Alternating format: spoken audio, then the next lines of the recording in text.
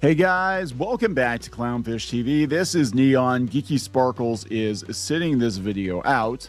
We're going to talk about the Power Rangers. We're going to talk about Super Sentai, which is the show that originally Power Rangers was based on, and then Hasbro got the brain fart to go their own way, and those designs are pretty terrible. But apparently the original Super Sentai show is ending after 50 years. And if that is the case, it's the end of an era. But we're going to talk about the studio behind it, Toei. They're apparently going to branch out all over the world and create more global content. I don't know how I feel about that. Historically, they've been a very Japanese company, but now they want to set up shop in other countries. People are speculating that the end of Super Sentai might have something to do with that. Or it could be that, again, Hasbro's not using the show footage anymore. They're making their own terrible stuff, right? And then they're just going back to Mighty Morphin, which, okay, whatever. Let's talk about this. Before we get into it any further, please subscribe for more pop culture news, views, and rants, guys. Yes, Geeky is sitting this video out, but she is here in spirit, Christmas spirit. If you go out to Kickstarter, she has her campaign up for her Christmas party glitter retro enamel pins. And you've only got, well, 4 days. So we got to get these ordered pretty quick. We're going to leave, I think we're going to leave orders open for a week or two after the campaign ends. We just need to know that there's enough interest to get these produced, which it looks like there is. How many we make, it depends. It depends. If we just eke by, it's going to be like you get what you get and that's it. Hopefully we'll be able to do extras if you guys want them. But I would highly recommend that you go out and back before the end of the campaign just to make sure that you get some. So there you go, guys. She's designed all these pins except for the Space Age Santa. That was me. So that's because I'm like really fascinated with the idea of Space Age Santa. So check it out on Kickstarter. Yeah, let's talk about this. This is, man, everybody's talking about it. BBC, Japanese series that inspired Power Rangers to end after 50 years, reports. The Japanese superhero series that inspired the hugely popular Power Rangers TV and movie franchise from the 90s is ending after 50 years, local media reports. Super Sentai will go off air as sales from merchandise and events have not been enough to cover production costs, reports say. So, yeah, I'm thinking this is because Hasbro is no longer using the footage. Because remember, a lot of the production costs, if I remember correctly, were covered by Power Rangers eventually, or I'm sorry, Super Sentai eventually coming over here, getting the Power Rangers treatment, and then Bandai would sell those toys again. Now Hasbro is making everything themselves, including the designs, which again are terrible compared to the Japanese show, but whatever. And now they're saying, yeah, there's just not enough interest. It's really weird though, because this is a show that was definitely designed to sell toys, move toys.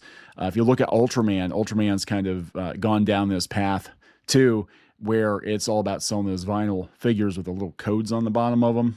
I know this because Squid King, my son Squid King, is like really into Ultraman. He's really into toku, and Power Rangers was his gateway. And then we went from Power Rangers to Ultraman. And he loves Ultraman, and eventually we got into Godzilla and all that. But he's been a huge Toku fan for most of his life. Like, you should see his vinyl collection. It's insane, some of the stuff that he's picked up over the years that we've enabled. But we actually have enjoyed the hell out of Super Sentai. He doesn't watch Power Rangers anymore, but he does watch Super Sentai. And I love Super Sentai, so this sucks. The series premiered in 1975, and its formula, five teens, well, it varies. 5 teens, typically, who transform into colorful masked fighters to battle aliens, served as the blueprint for Power Rangers in the U.S. and many other superhero shows that aired in Asia. Yeah, I mean, there were obviously some before, too, but that's a whole nother issue, whole nother video. Also served as the launch pad for the careers of many Japanese actors. Super Sentai was much more than a TV series. The show aired weekly and was essentially an advertisement for toys, clothes, costumes, and collectibles. Yes, this is how television, children's television, science fiction typically works. And this is why I think a lot of newer animated series get canceled so quickly, is they can't sell merchandise. Right? I mean, that's what it's about. And it's so weird. Geeky and I talk about this all the time. All these hipsters getting so pissed off about 80s cartoons because they're like, they're just giant toy commercials. I'm like, yes, but you know what? Transformers and G.I. Joe, they're still around. My Little Pony, still around. Hell, Strawberry Shortcake is still around. Why? They sold toys. They stayed on the air because of the toy sales, in part. They were commercials. Yes, they were, as part of the package deal. But that's kind of how it works over in Japan. Anyway, a lot of anime series, they go into it, the meetings at the beginning. They've got the toy companies there, the licensors. They've got the video game company there. Everybody's there at the beginning to launch this thing across, multiple platforms, because it does help bankroll the show. You can't survive on, cable subscriptions or ad revenue or whatever. You have to have stuff to sell. That's why Evangelion, for years, they made so much damn money off of Eva figures and, cheeky Asuka figures. But that's a big part of it, right? It really is. For animation and toy fans outside Japan, it served as a gateway to the country's colorful superhero and comic book culture. Bioman and Mask Man were dubbed in English and developed cult followings in the Philippines. Yeah, in the Philippines, a lot of these shows are like crazy popular. The predecessor to Voltron, I found out, was like incredibly popular in the Philippines. And I remember watching it and I thought it was hallucinating because I'm like, I remember a show, is it Voltara's 5? Is that what it was? Voltara's 5. I can't remember off the top of my head, but it was like Voltron. And I thought I was like hallucinating because I remember seeing like a proto Voltron show when I was very, very young. And here it was, my one friend from school, his mom was from the Philippines. So I don't know. And they had a satellite dish. So I don't know if they got like, Filipino TV or how that worked back then. But I remember watching this show in their living room. It was so weird because I'm like, yeah, it's like there's a show that was like Voltron, but wasn't quite like Voltron, but that's what it was, and it was like huge in the Philippines. Super Sentai the superhero team made up of 3 men and 2 women. Not always is led by a fighter in a red suit. Not always. The rest of the team is color coded, green or black for the second in command. Not always. Followed by blue, yellow, and pink. Okay. Tell me you've only watched Mighty Morphin, and that's it. Every episode follows the same sequence. Yeah, pretty much. Starting with martial arts and sword fights and ending with a battle between robots and aliens. Yes. The original Power Rangers series aired on the US from 93 to 96, and there have been multiple spin-offs. The episodes are now streamed on YouTube. I like Zeo the best of the original run. I know I'm weird like that, but I don't know. I like the theme song. I thought it was pretty good. So yeah, they had a hard time picking it up or whatever, but yeah, they're saying they think that the Super Sentai is done. Kaku Ranger's my favorite. It's batshit crazy. I love it. Jetman's pretty good too. But yeah, they said, let's see, is it Goyaiger? Is it Gozi Yuger? Gozi Yuger, is that what it is? The 49th series? God. Yeah, they said, yeah, so this is what happened. 1 year, Spider-Man took the place. Why was the Spider-Man, the Japanese Spider-Man series so batshit crazy? Because it was done by the same people that did Super Sentai. It was very, very Japanese. He had a robot. He had, you have to watch it. It's out on YouTube. It is insane. Like, I want to see that made into a movie. If they're going to do the multiverse stuff, I want Japanese Spider-Man. I want him in like Secret Wars or something. That'd be amazing. But, whatever. Anyway, they said that, what's the last series going to be? No.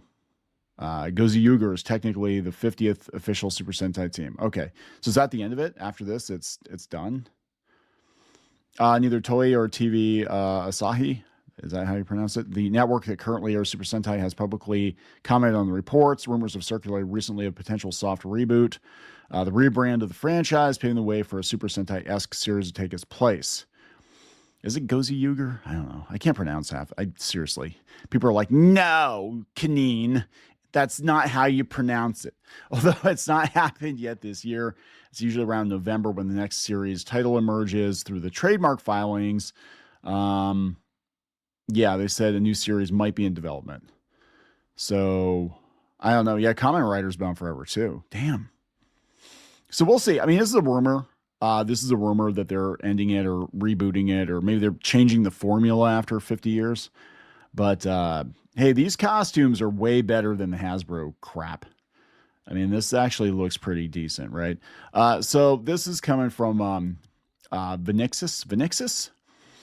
Toei Animation has announced the first phase of a 10-year plan aimed at turning the studio into a world-class powerhouse, not only by exporting anime from Japan, but also creating content directly in overseas markets. So this, people are speculating this might, if it's true that they're going to end Super Sentai, they're thinking this might be it. They might just be taking that money and funneling it into making cartoons overseas or whatever. The plan includes continuing to expand the studio's flagship IPs globally, hundreds of hires in key roles within the main studio. Interesting. Establishing 2 to 3 new studios in Asia to support Japanese production within 5 years, new visual expressions and experiences that go beyond animation, creating further visual expressions, not only cell look CG. They were talking about using AI. Not to do the whole thing, obviously, but to help them with like in-betweens, to help them with backgrounds, to basically just kind of pick up the slack and speed up production, which, you know, if you've been following the channel for any length of time, you know, I talk about AI, but that's what I'm talking about, is using it as a tool, as an assistant, not as a robot overlord, not as a spyware, you know what I'm saying? Not to replace like literally every human working. No, I'm talking about using it as a tool. They said they're going to invest 70 billion yen over 5 years. Put the artist at the center. Well, I guess that's good, right? Right. Global expansion. So this is where everybody's kind of concerned. They said tripling the creation of new IP with a target of 25 IPs created overseas, North America, China, and Europe. The goal is to strengthen global development capability and make animation created overseas a second pillar of the business within 10 years by investing 20 billion yen over 5 years in overseas development. The aim is to expand into North America, Central and South America, Europe, Asia, China, the Middle East, Africa, and India.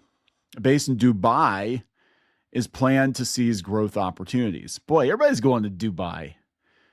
Everybody's going to Saudi Arabia. The company intends to lead pre-production of works in North America and Europe and produce works that incorporate regional cultures and local artists. So they're not going to be strictly a Japanese studio anymore. They're going to be a global studio. 19 billion yen over 5 years for logistics, e-commerce, stores, facilities, and events worldwide.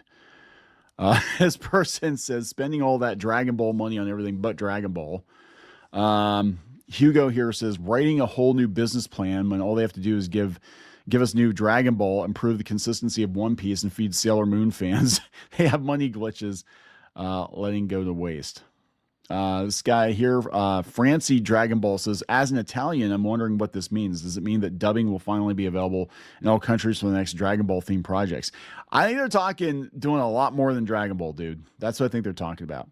So here we go. Patrick says, this kind of lines up with the Sentai rebranding rumor. Since they can't market Sentai over here due to the Power Rangers agreement, if they want that show to go global like they're doing for Kamen Rider, this makes sense. Yeah, that could be what's going on too. It could be that like you can't compete with Power Rangers for, I don't know the legalese or how that works. Like maybe Sentai is just not allowed on broadcast here in the US. So it might be like, well, if we call it something else and we change up the formula a little bit, we can actually compete with Power Rangers. So everybody's just going on about Dragon Ball. Just going on about Dragon Ball. Who's taking the bigger piece of the cake? Yeah, there we go, guys. So between the January event, the changes in One Piece production, I think, Moro's coming in 2026. Things are moving. That's a good sign. RIP One Piece. Yeah, so we'll see what happens. But yeah, it's pretty interesting to me anyway that they're talking this might be it. They're going to rebrand and they're going to go global. And I don't know. They've never been able to replicate the success of Mighty Morphin Power Rangers over here. I mean, it's so weird because when people think of Power Rangers now, they still think of Mighty Morphin. They still think those first, 2 seasons, 3 seasons of the show. And like I picked up some of the Playmates figures for dirt cheap. They were on clearance for like $5 already. The flip head ones, they're not bad. But I'm like, what 8-year-old is going to connect with a 30-year-old, cheesy 90s show? It's just, I don't understand. I think they're trying to turn it into Ninja Turtles and it's not. the Disney shows, actually, some of those are pretty good, though. I was just thinking, like, Squid King, when he got into it, his first show was SPD. And I remember we used to watch SPD, and I loved SPD. I thought it was pretty good. But, yeah, it's never been as big as it was in the 90s. It's kind of like Turtles, like Ninja Turtles. I mean, Ninja Turtles never completely fell off. It definitely didn't. But when everybody thinks of Ninja Turtles, they think of the original cartoon show, usually, and that first movie. And the second, third ones don't count. They think of Ninja Turtles. That's what they think of. Personally, I like the early 2000s series better. That's my personal favorite version of Turtles. But I digress. I'm gonna wrap it up, guys. There we go. The end of Super Sentai. Please subscribe for more pop culture news, views, and rants. We'll talk later.